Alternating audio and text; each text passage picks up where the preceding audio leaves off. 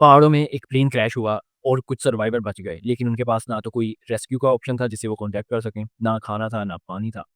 तो खुद को बचाने के लिए ये लोग किस हद तक गए, ये सुनो ज़रा। तो 1972 13 अक्टूबर को ये जहाज़ जिसका नाम है उरुग्वाया एयर फ़ोर्स का की फ्लाइट नंबर 571 एंडेस माउंटेन, ये साउथ अमेरिका के अंदर एक पहाड़ी इलाका है, वहाँ से गुज़र रही थी और वहाँ पर इनका प्लेन कर गया क्रैश।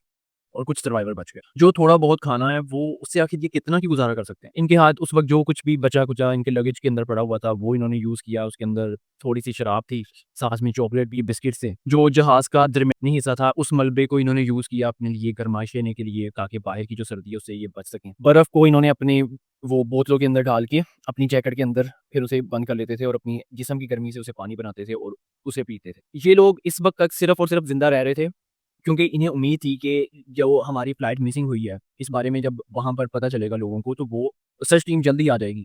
लेकिन घंटे बदल गए दिनों में, दिन बदल गए हफ्तों में और सर्च टीम जो है वो नहीं आई। और ऐसा नहीं है कि सर्च हुई नहीं थी इन्हें ढूँढने के लिए, सर्च हुई थी लेकिन सर्च टीम इन्हें ढूँढ ही नहीं पाई। और जब ढूँढ नहीं पाई तो उन्होंने सोचा कि शायद ये लोग अब नहीं रहे या पता नहीं कहाँ पर चले गए हैं। तो इन्हें ढूँढना ही छोड़ दिया था। ये लोग भूखे थे, तनहा थे और कमज़ोर थे और दिन-ब-दिन इनकी जो भूख है, इनका जिस्म जो है वो कमज़ोर होता जा रहा था और इनके पास सिर्फ़ एक ही चॉइस अब बची थी, ज़िंदा रहने के लिए। मौसम की इस कदर बेरहमी और खुराक की इतनी किल्लत की वजह से सारे तो नहीं बच पा रहे थे और वक़्तन-फ़वक़्तन जो है, कुछ सर्वाइवर्स मरते जा रहे थे। किसी को इन्फेक्शन हो रहा था, कोई भूख नहीं बर्दाश्त कर पा रहा था और इस तरह से कोई ठंड की वजह से काफ़ी लोग मर गए। उन लोगों ने उन मरे हुए लोगों को, अपने ही दोस्तों को खाना शुरू कर दिया। कुछ लोगों ने तो सिरे से ही इनकार कर दिया।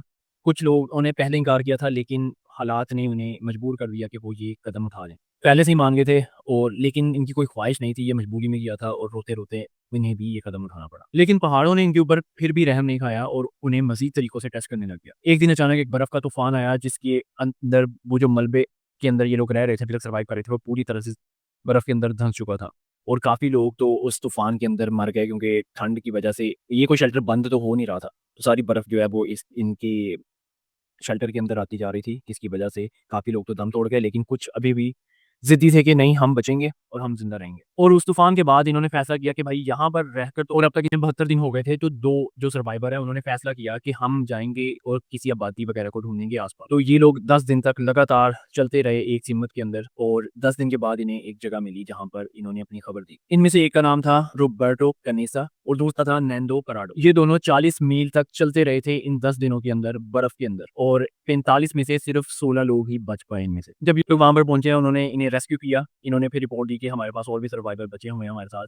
तो फिर जो है लोगों ने इन्हें बचाया, इन्हें खाना दिया, सारा शेल्टर वगैरह दिया और इन्हें पूरे वर्ल्ड वाइड रिकॉग्निशन मिला इन लोगों को। तुम अपने आप को बचाने के लिए किस हद तक जा सकते हो?